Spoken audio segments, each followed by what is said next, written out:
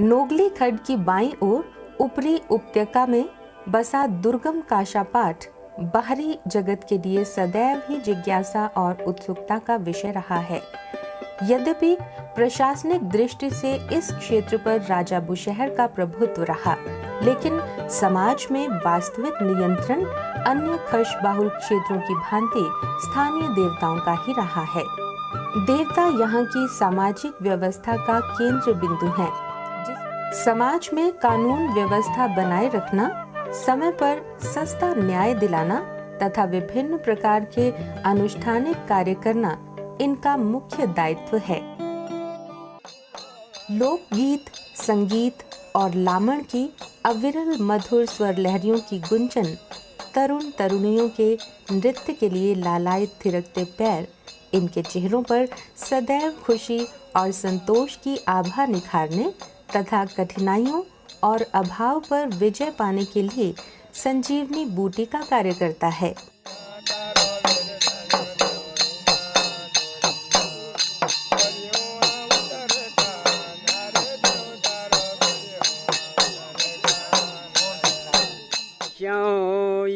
मंडिया सलारी very सागेता दाणा पानी लारी जका उरा किले लाई तो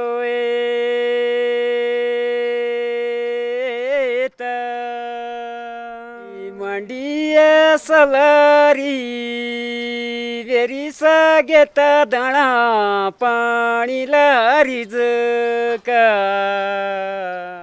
आदा रोशुला नादा लागदी बुरी दाता तेरे ला नानी चढे जाणीला चौडी चुरी बिजी बालुला गणी लहुबी के दुरो रहो तोड़ी गड़ी मेरो मल कुसुणीला तेणो बाटुणो गओ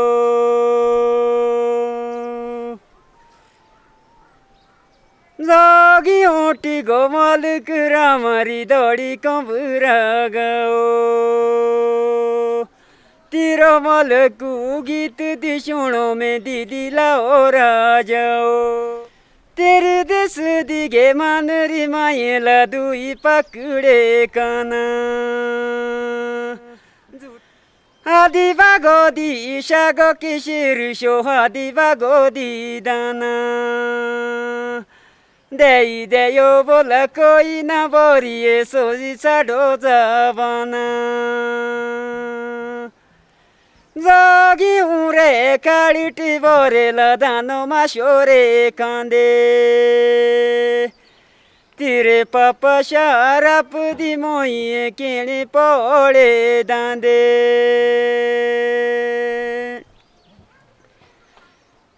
घास काटू लागो घासड़ी मावाले घासी लाणी मोए तेरे हाथे सा नांगड़ा देखिला मेरे जीवादी कोए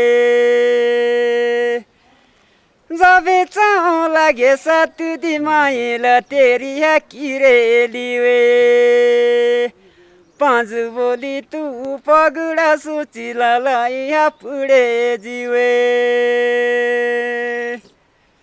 तेरी रो लागो पाशिड़ी मावा मुझेड़ी रमोरे सिया तू ही सुनी लाई लगुरी चुगली मेरा करुदा जिया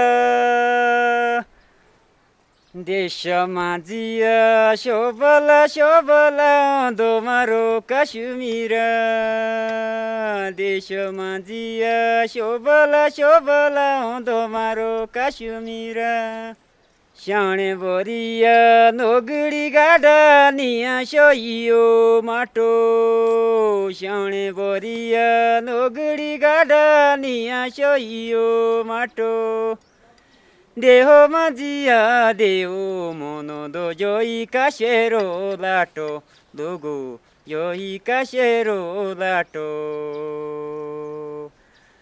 श्याणे कांडी तिया जातुराले आओ पाणियो चालो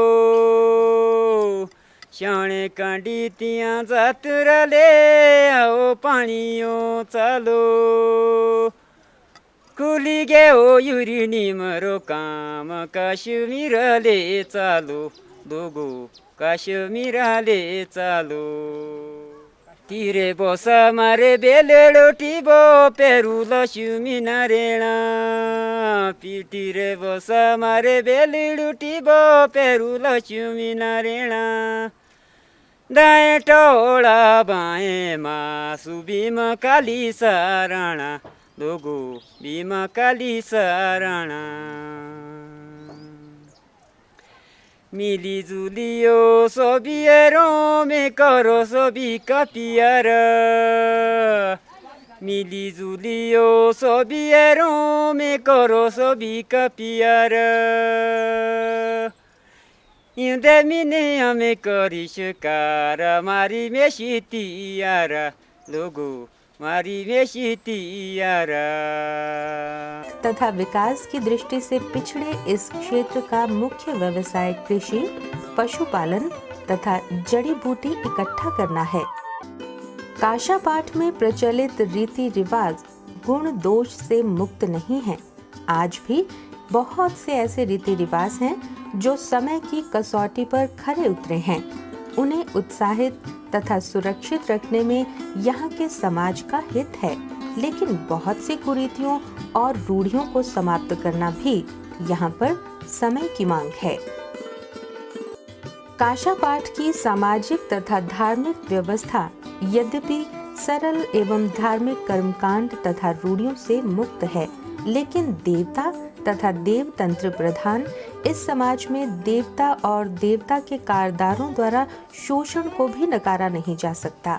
देवताओं के कारिंदों द्वारा शोषण से मुक्ति पाने की चेष्टा अब नवयुवकों की नई विचारधारा तथा नए मत मतांतरों को मानने वालों में व्यापक रूप से दिखाई देती है। सांस्कृतिक दृष्टि से समृद्ध काशा पाठ का इलाका अपनी एक अलग ही पहचान रखता है। यहाँ की काष्ठ तथा धातु कला अनुपम है। काशा पाठ में मध्य हिमालयी क्षेत्र में प्रचलित विशुद्ध पहाड़ी शैली का उत्कृष्ट उदाहरण यहाँ पर देखने को मिलता है। काशा पाठ के इतिहास से संबंधित जानकारी न के बराबर है, परंतु यहाँ के लोक साहित्य तथा गीतों में जो भी ऐतिहासिक झलक मिलती है, उसी के आधार पर यहाँ की ऐतिहासिक पृष्ठभूमि पर प्रकाश डालने की चेष्टा की गई है।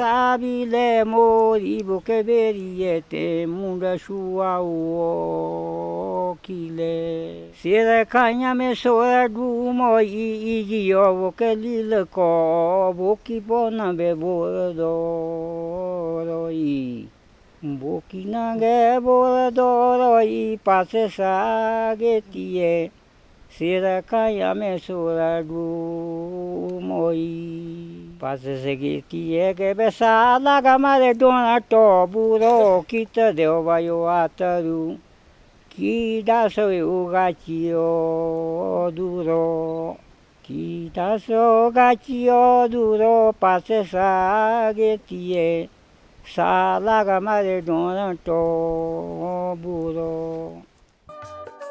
प्राचीन काल से ही काशा पाठ अपनी कठिन भौगोलिक परिस्थितियों एवं दुर्गमता के कारण बाहरी जगत से अलग थलग रहा।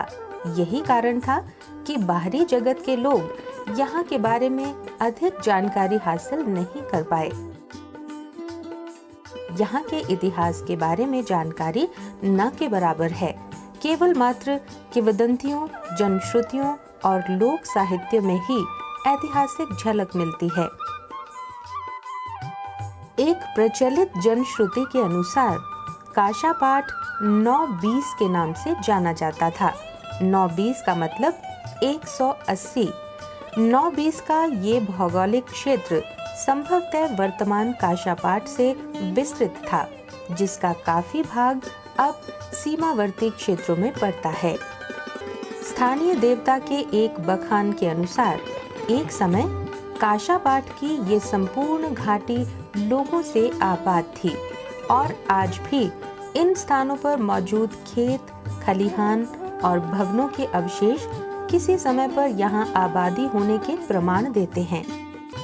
गगनचुंबी धवल शिखरों से घिरा काशापाट अपने अनुपम नैसर्गिक सौंदर्य के लिए प्रसिद्ध है। इसकी सीमाएं पूर्व तथा दक्षिण में शिमला जिला की तहसील चिड़गांव तथा उत्तर में जिला किन्नौर की सीमा और पश्चिम में कुमारसैन तहसील से लगती है। काशापाट में अधिकतम गांव 6000 फुट की ऊंचाई से लेकर 9500 फीट की ऊंचाई तक स्थित है। काशा इस घाटी का सबसे अधिक ऊंचाई पर स्थित गांव है। स्वतंत्रता से पूर्व ये क्षेत्र बुशहर रियासत का अंग था और स्वतंत्रता के बाद ये तहसील रामपुर के अंतर्गत जिला महासू का अंग बन गया। काशापाट की अर्थव्यवस्था मूलतः कृषि तथा पशुपालन पर आधारित है। रामपुर मंडल के अधीन पड़ने वाले काशापाट इलाके में कुल 9 आबाद गांव हैं। संपूर्ण घाटी में 200 परिवार आबाद हैं, जिनकी कुल जनसंख्या 2600 के करीब है, जिनमें 1400 पुरुष और 1200 महिलाएं हैं। विकास की दृष्टि से ये अत्यंत पिछड़ा हुआ क्षेत्र है, जिसका मूल कारण सड़क यातायात का न होना है। शिक्षा के क्षेत्र में काशापाट में विशेष ध्यान नहीं दिया जा रहा, जबकि परिणाम स्वरूप यहाँ केवल 9 आबाद गांव के लिए इस समय 2 प्राथमिक और 1 उच्च पाठशाला ही मौजूद है। यहाँ शिक्षित लोगों की संख्या बेहद कम है। 50% से भी अधिक लोग यहाँ पर आज भी अनपढ़ हैं, जिसका कारण है सरकार द्वारा इस क्षेत्र की ओर विशेष ध्यान न देना। कृषि तथा बागवानी संबंधी जानकारी देने तथा अन्य कृषि सामग्री उपलब्ध कराने के लिए यहाँ पर ग्राम प्रसार केंद्र खोलने की अधिक आवश्यकता है। इस क्षेत्र की भौगोलिक दुर्गमता के कारण प्राचीन काल से ही किसी भी शासक के लिए यहाँ प्रभावशाली प्रशासनिक नियंत्रण रख पाना संभव नहीं था। प्रशासनिक नियंत्रण प्रत्यक्ष और परोक्ष रूप से किसी का भी रहा हो, लेकिन समाज में वास्तविक प्रभुत्व तथा नियंत्रण स्थानीय देवता का ही रहा है। यहाँ के समाज में शांति और व्यवस्था बनाए रखने का दायित्व देवताओं का है। लोग आपसी झगड़े और मतभेदों का निपटारा भी देवता से कराते हैं। वास्तव में इस दुर्गम क्षेत्र में आज से कुछ दशक पूर्व तक देवता और देवतंत्र के बिना समाज की परिकल्पना करना संभव नहीं था। देवता से न्याय प्राप्त करने के लिए ना तो समय बर्बाद करने की आवश्यकता है और फिर लोग भी पंचायत की अपेक्षा देवता से न्याय प्राप्त करने में अधिक आस्था रखते हैं। धार्मिक तथा अनुष्ठानिक कार्यों में ब्राह्मण कर्मकांड का प्रभाव न के बराबर है। यहाँ तक कि लोग ब्याह शादी, वर वधू चुनाव, व्यापार धंधा इत्यादि देवता की पूर्व स्वीकृति से करने में अपने आप को सुरक्षित महसूस करते हैं। काशापाट क्षेत्र में नए धार्मिक मत के अनुयायी देवतंत्र प्रणाली के सबसे बड़े आलोचक बनते जा रहे हैं। यदि यही प्रक्रिया जारी रही तो देवतंत्र प्रणाली निष्क्रिय होकर धीरे धीरे समाप्ति की ओर जा सकती है।